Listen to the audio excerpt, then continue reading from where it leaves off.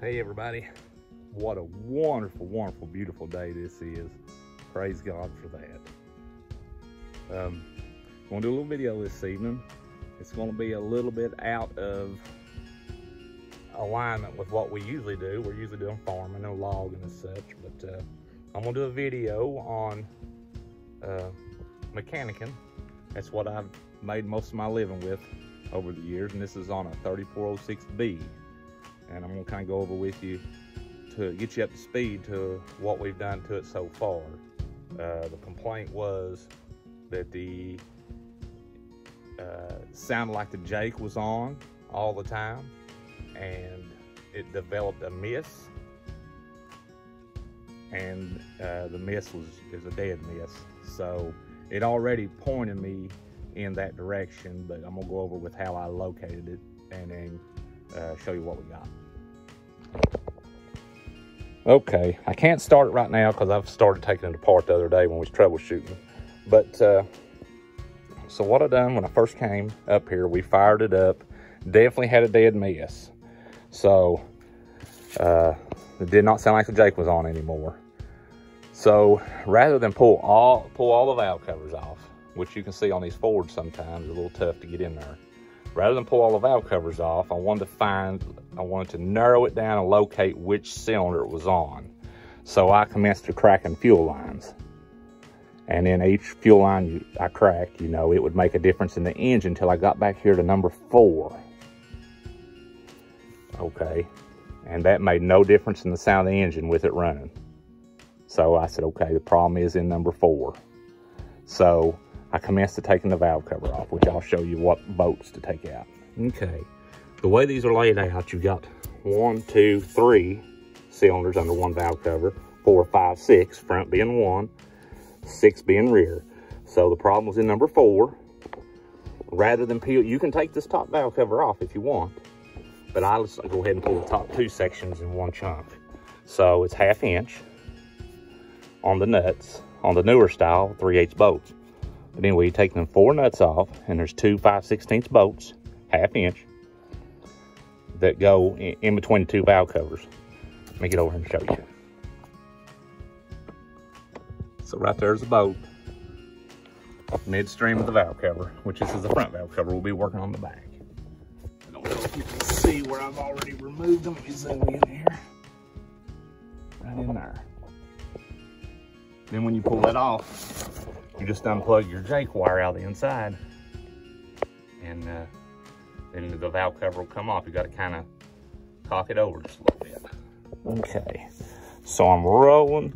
Oh, let me get my keys. I'm rolling the valve cover off. If you can see, here is the wire I was talking about taking off. And it goes, plugs in right there in your valve cover. Let me get it out right here where maybe you can see.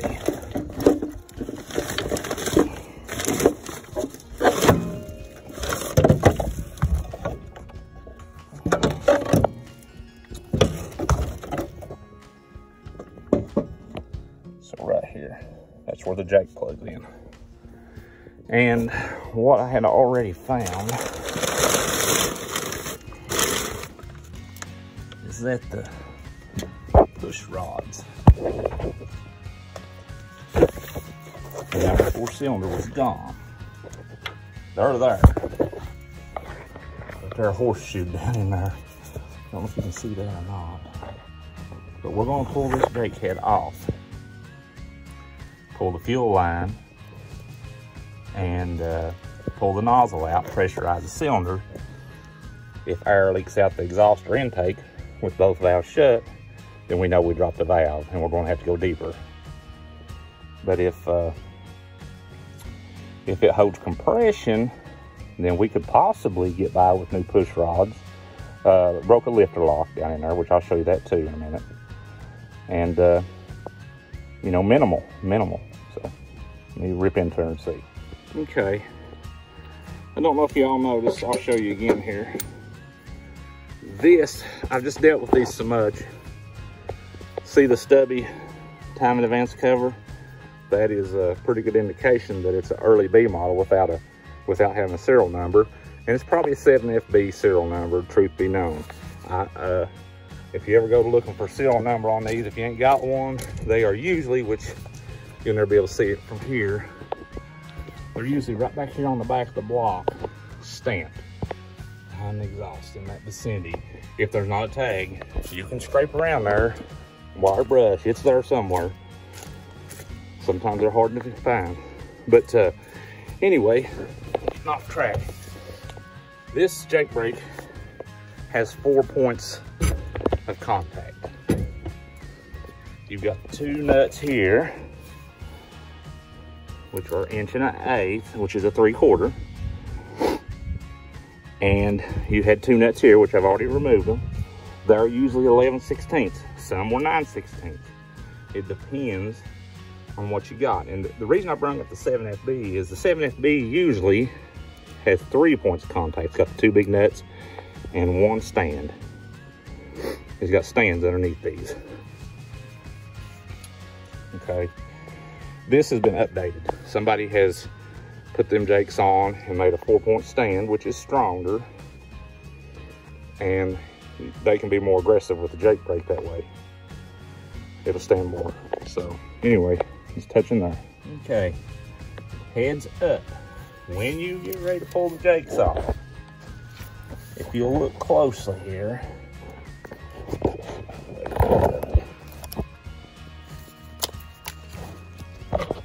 there is a washer underneath the jake. That is a spacer. That is important. It is a certain thickness, and there'll be one under that side once you take the nuts off. It looks like a washer, but it is a spacer. And to be careful when you pull the jake up off there, that they don't stick to the bottom and end up falling off and going down in your engine. So just be careful. Okay, so I got the jake off, and the complaint was, it sounded like the jake was on all the time before we found the trouble with the push rod. So let's see if any of these are hung. That one moves good. That one moves good. Right here's number 4. Let's see what. That one moves good. Okay. So there's not an issue with the pistons being hung out. There may be an issue with the solenoid hanging. Let's dig on in and see what we can figure out. Okay. So we're down to the internal fuel lines. We just need to remove number 4 so we can pull the nozzle out. In order to pull the internal fuel line, you're going to need a special socket. Sometimes you can get lucky and get a combination wrench on it. This is just a 3/4 open sides socket. That gets the one on the nozzle loose. Then it takes a 7/8 wrench to take the other side of the line loose. You take it loose, you get it out of your way. Then comes this little fella.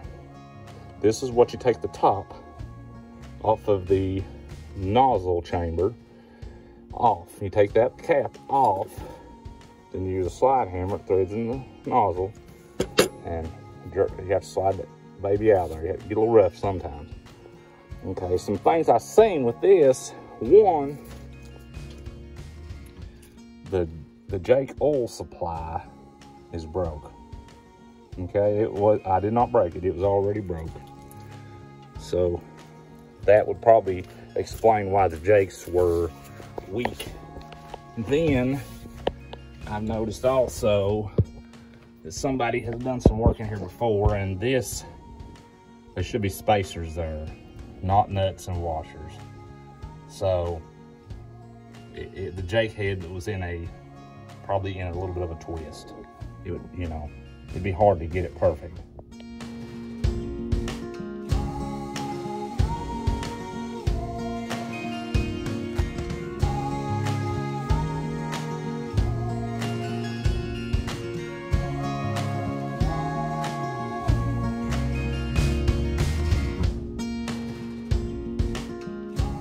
Okay, homemade slide hammer. See what we can see here. Some of this stuff's kind of hard to do one-handed. I've welded this arm crooked, so you gotta hold it just right.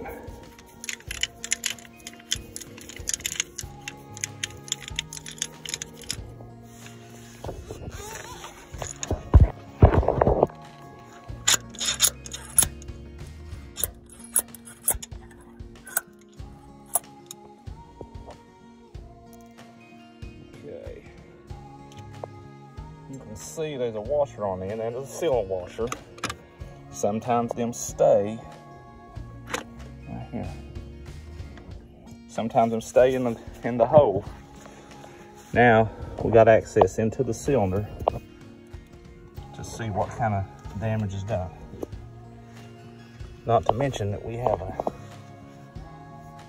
another push rod down in there we got to fish out. If you can see it or not. That might take some work.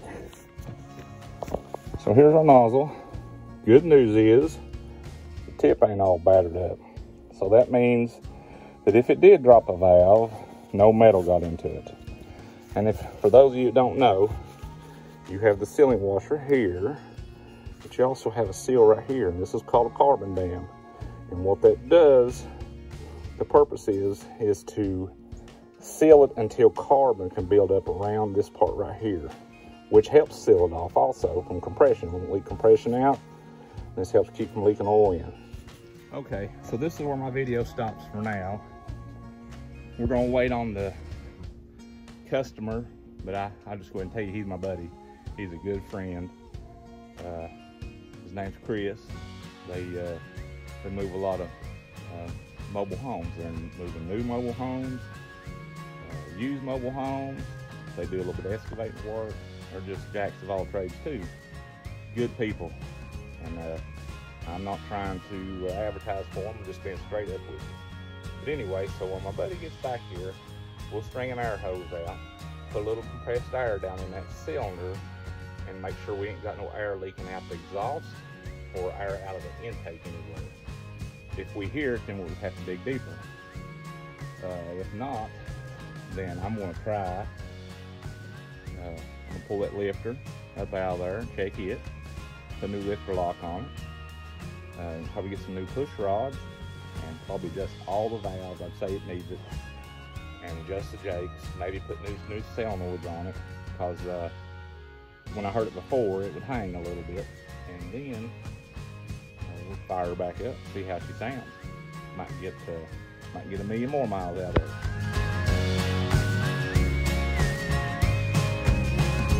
Okay, I'm here with my pal here, Cameron, and we are putting air pressure to the cylinder. We're going right where the nozzle came out of. Putting it in there, put pressure on it. We don't have none leaking out anywhere, just around the tip. Here it's relieving itself. So we're good. That means the valves are ceasing.